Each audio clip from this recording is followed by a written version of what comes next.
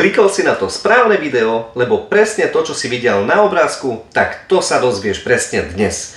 Ako sa zlepšiť a čo je vlastne Tormek a prečo som vlastne začal ja brúsiť na tomto stroji a nebral som nejaký iný stroj.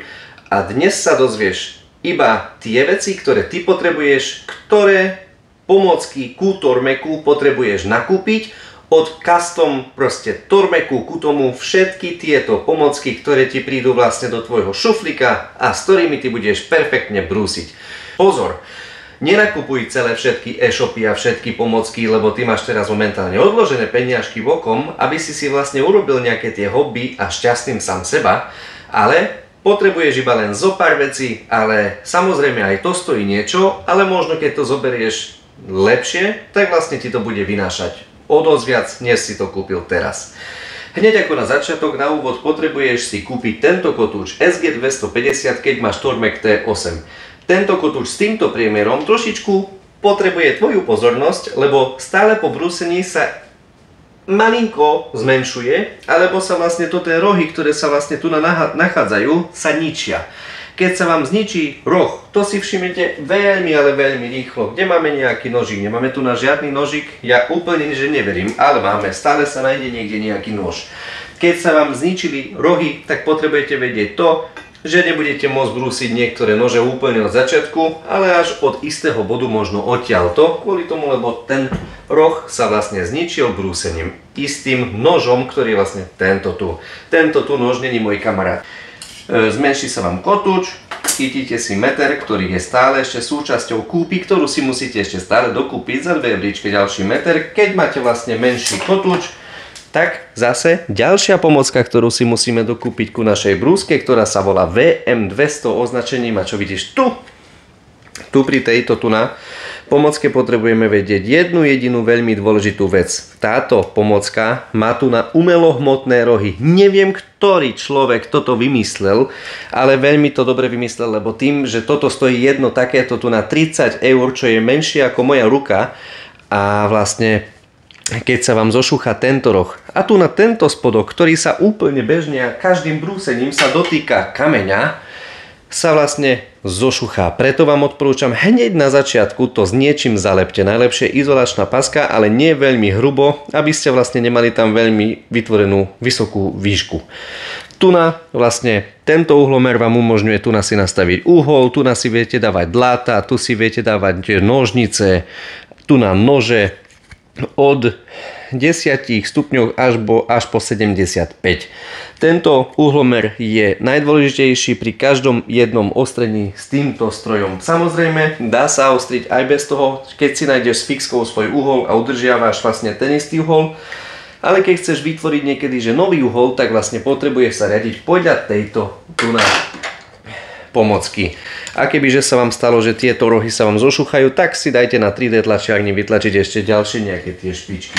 Ďalšiu vec, ktorú potrebujete, ale nemusíte absolútne ju mať, to je vlastne tento, není zarovnávač, ale tento je vlastne zdrsňovač a zjemňovač vášho kotúča. Keď si vlastne chcete zdrsniť váš kotúč, to znamená, že vlastne aby ste rýchlejšie odobrali istú časť ocele z noža, tak vlastne táto časť by to mala urobiť. A moja skúsenosť je taká, že vlastne som išiel tiež zarovnať, či vlastne išiel som zdrsniť svoj kotúč, ale nakoniec som ho zjemnil s touto časťou, čo by som mal vlastne robiť s touto časťou, ale ani zdrsniť som nevedel s touto časťou a musel som ho zarovnať. Potom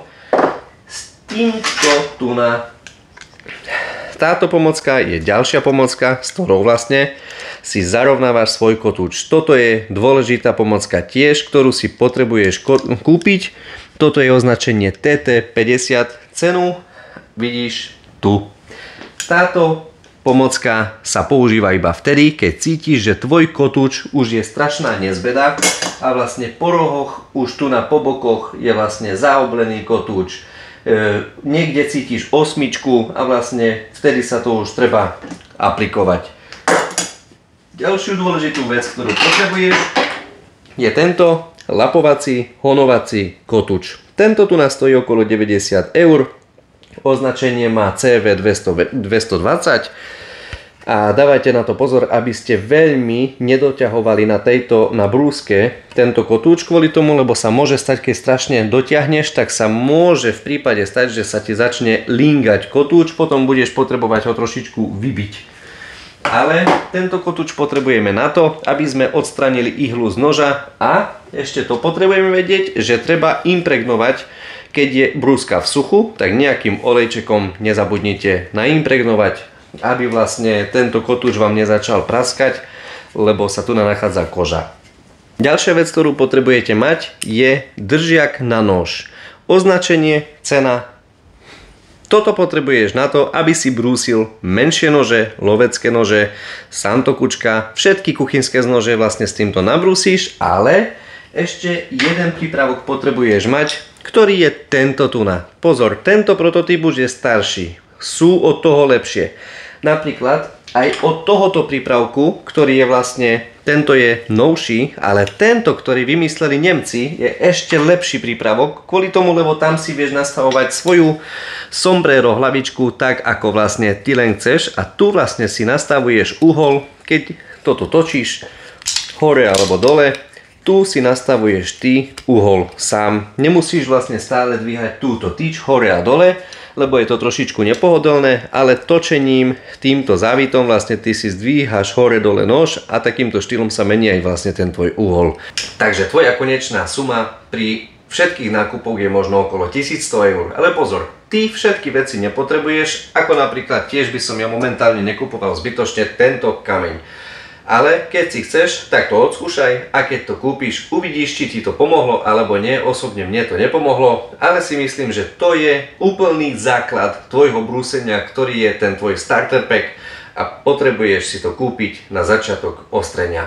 Ak chceš vedieť všetky úplne podrobné veci, ako brúsiť nože, tak sa pridaj do môjho členského klubu a tam ti hneď všetko na tvoje otázky odpoviem a natočím ti súkromné video, ako všetko urobiť. Preto, aby si na svoju otázku vedel odpovedať sám. Pekný večer vám prajem, pekný deň, neviem, kedy to videjko pozeráte, ale prajem vám každému ostré nože. Ahojte.